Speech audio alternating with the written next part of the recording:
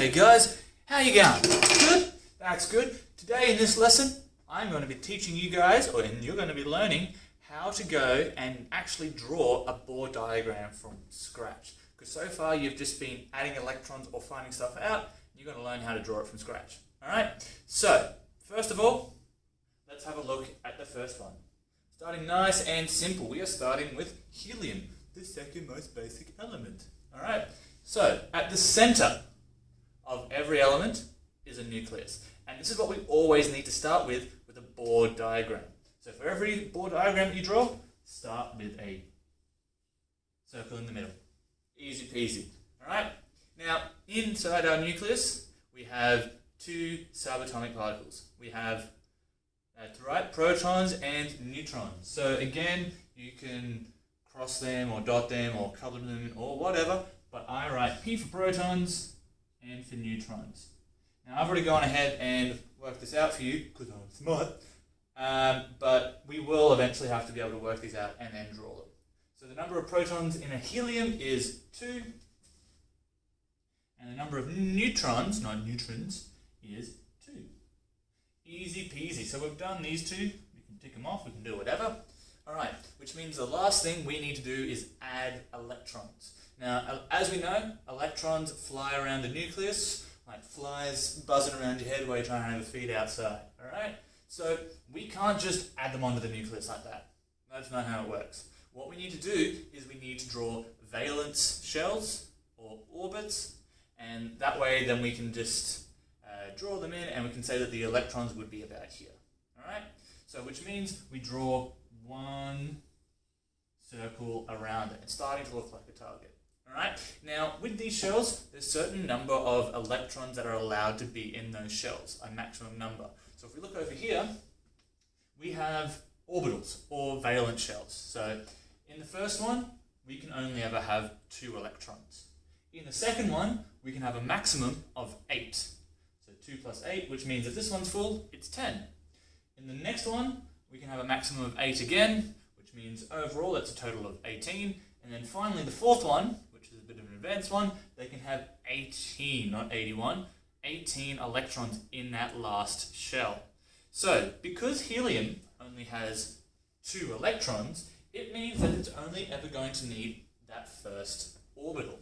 Now, as I was saying before, you can draw your electrons however you want, but I like to draw mine as little dashes.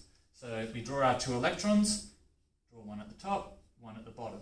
Now you don't have to set this out exactly the way that I have, because as long as you've got 2 dashes on this second circle, that is perfectly okay and we're not going to mark it down. Easy enough. So we have a look, 2 protons, 2 neutrons, 2 electrons, bada bing, bada boom, you've just drawn a Bohr diagram. Awesome job. Alright, so we're now going to move on. Ooh, I've got something in my eye.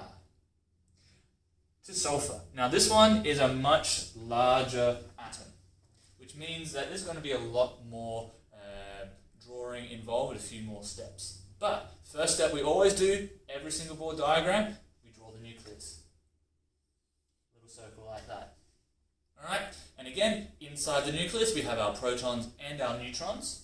We have a P, we have an N, dash, dash, and then again, just for ease and because I'm smart, I have got these already here for you. So how many protons? 16. How many neutrons? 16. Easy peasy, just write it in here. 16 and 16.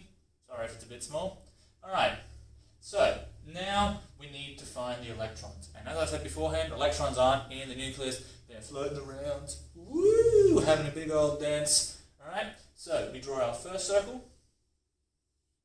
And we can only have 2 electrons in that outer shell if we look at the table over there, which means we can only add those 2. 1, 2. Now what I like to do is I like to cross out the electrons and write 14 just to show that we've already used 2 of our electrons. Now we've got 14 electrons that we need to put somewhere. We can't just leave them there because that isn't sulfur. So which means we need to draw our next shell, which then I go and draw another circle around.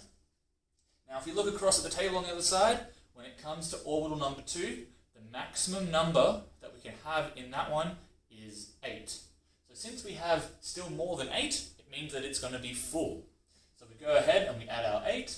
We go 1, 2, 3, 4, 5, 6, 7, 8. Nice. Now then, because I've used up 8, I cross this out, and then I take away 8, which is going to be 6. Awesome, which means we have 6 electrons we still need to put away.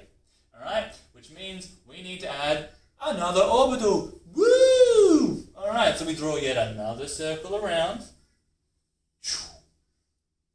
Now, we have 6 left. Now, the maximum number in orbital number 3, if you just saw me looking at it, is right over there, is 8. Which means that our number is less than 8. Nice and easy, so we just draw in our 6. 1, 2, 3, 4, 5, 6.